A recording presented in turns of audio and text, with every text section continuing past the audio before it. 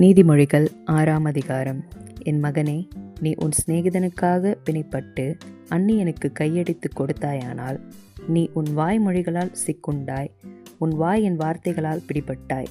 இப்பொழுது என் மகனே, உன் சிநேகிதனுடைய கையில் நீ அகப்பட்டு கொண்டபடியால் நீ உன்னை தப்புவித்துக் கொள்ள ஒன்று செய். உன் கண்ணுக்கு நித்திரையும் உன் கண்ணிமைக்கு தூக்கமும் வரவிடாமல் உன் சிநேகிதனிடத்தில் போய் உன்னை தாழ்த்தி அவனை வரிந்து கேட்டுக்கொள்.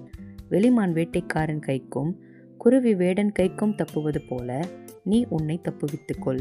சோம்பேறியே, நீ எறும்பினிடத்தில் போய் அதன் வழிகளை பார்த்து ஞானத்தை கற்றுக்கொள். அதற்கு பிரபுவும் தலைவனும் அதிகாரியும் இல்லாதிருந்தும் கோடை காலத்தில் தனக்கு ஆகாரத்தை சம்பாதித்து அறுப்பு காலத்தில் தனக்கு தானியத்தை சேர்த்து வைக்கும். சோம்பேறியே, நீ எவ்வளவு நேரம் படுத்திருப்பாய்? எப்பொழுது உன் தூக்கத்தை விட்டு எழுந்திருப்பாய்? இன்னும் கொஞ்சம் தூங்கட்டும், இன்னும் கொஞ்சம் உறங்கட்டும், இன்னும் கொஞ்சம் கை முடக்கி கொண்டு நித்திரை செய்யட்டும் என்பாயோ? உன் தரித்திரம் வழிப்போக்கனைப் போலவும் உன் வறுமை ஆயுதமணிந்தவனைப் போலவும் வரும். பேலியாளின் மனுஷனாகிய ஒரு துன்மார்க்கன் ஆகடியம் பேசித் திரிகிறான். அவன் தன் கண்களால் செய்கை காட்டி, தன் கால்களால் பேசி, தன் விரல்களால் போதனை செய்கிறான். அவன் இருதயத்திலே திரியாவரம் உண்டு, இடைவிடாமல் பொல்லாப்பை பிணைத்து வழக்குகளை உண்டு பண்ணுகிறான். ஆகையால் சடுதியில் அவனுக்கு ஆபத்து வரும், சகாயமின்றி சடுதியில் நாசமடைவான். 6 காரியங்களை கர்த்தர் வெறுக்கிறார், 7 அவருக்கு அருவருப்பானவைகள்.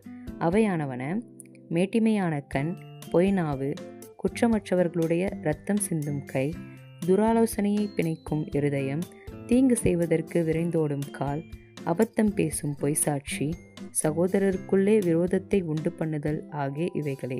என் மகனே, உன் தகப்பன் கற்பனையை காத்துக்கொள், உன் தாயின் போதகத்தை தள்ளாதே.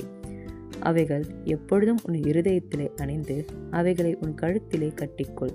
நீ நடக்கும்போது அது உனக்கு வழிகாட்டும், நீ படுக்கும்போது அது உன்னை காப்பாற்றும், நீ விழிக்கும்போது அது உன்னோடே சம்பாஷிக்கும். கட்டளையே விளக்கு, வேதமே வெளிச்சம், போதக சிக்ஷையே ஜீவ வழி. அது உன்னை துன்மார்க்க ஸ்திரிக்கும் இச்சகம் பேசும் நாவையுடைய பரஸ்திரிக்கும் விலக்கி காக்கும். உன் இருதயத்திலே அவள் அழகை இச்சியாதே, அவள் தன் கண்ணிமைகளினால் உன்னை பிடிக்க விடாதே. வேசிய நிமித்தம் ஒரு துணிக்கையையும் இறக்க வேண்டியதாய் இருக்கும். உபச்சாரியானவள் அருமையான உயிரை வேட்டையாடுகிறாள். தன் வஸ்திரம் வேகாமல் மடியிலே எவனாவது நெருப்பை வைத்து கொள்ளக்கூடுமோ? தன் கால் சுடாமல் எவனாவது தழலின் மேல் நடக்கக்கூடுமோ? பிறனுடைய மனைவியினிடத்தில் பிரவேசிப்பவனும் அப்படியே அவளை தொடுகிற எவனும் ஆக்கினைக்கு தப்பான். திருடன் தன் பசியை ஆற்ற திருடினால் ஜனங்கள் அவனை இகழமாட்டார்கள். அவன் கண்டுபிடிக்கப்பட்டால் 7 மடங்கு கொடுத்து தீர வேண்டும். தன் வீட்டில் உள்ள பொருள்களையெல்லாம் கொடுக்க வேண்டியதாகும். ஸ்திரியுடனே உபச்சாரம் பண்ணுகிறவன் மதிக்கெட்டவன்.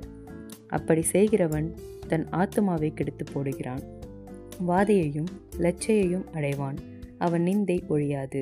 ஸ்திரியை பற்றிய எரிச்சல் புருஷனுக்கு மூர்க்கத்தை உண்டு பண்ணும், அவன் பழிவாங்கும் நாளில் தப்பவிடான். அவன் எந்த ஈட்டையும் பாரான், அநேகம் வெகுமதிகளை கொடுத்தாலும் அமர்ந்திருக்க மாட்டான்.